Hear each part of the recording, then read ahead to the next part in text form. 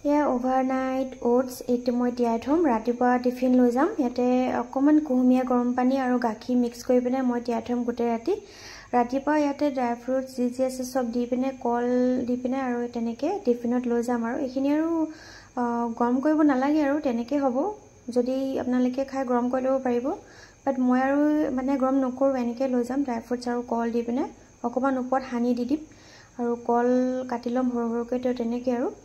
আৰু তাৰপিছত এয়া মৰ্নিং মানে এতিয়া এয়া 2টাই বাজিল আৰু লাঞ্চৰ টাইম এতিয়া ভাত বনাব লৈছোঁ এয়া মাছ আৰু এয়া আজি মানে ভাবিছোঁ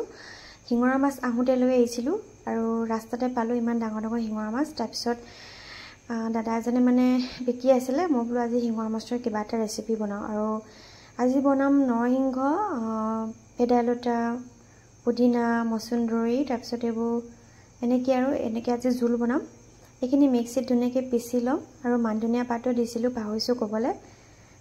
ৰচুন আদা জলকীয়া বিলাহী পিঁয়াজ লাগিব আমাক মছলা মই কোনো ধৰণৰ এড নকৰোঁ আজি একদম মানে চিম্পলকৈ বনাম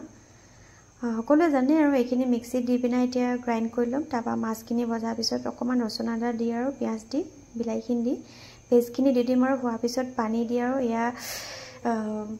মাছখিনি দি দিম তাৰপিছত সেয়াই আৰু এনেকৈ খাই কাৰ ভাল লাগে বাৰু জনাবচোন মই হ'লে এনেকৈ খাই খুব ভাল পাওঁ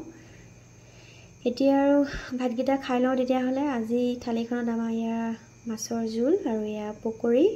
গ্ৰীণ চাটনি আছিলে অলপ পাপৰ আৰু এয়া ডাঙৰ মাছ ফ্ৰাই তাৰপিছত শিঙৰা মাছ দুটামান এনেকৈ থৈ দিছোঁ আৰু খাবৰ কাৰণে এয়া ফ্ৰাই তো সেয়াই আৰু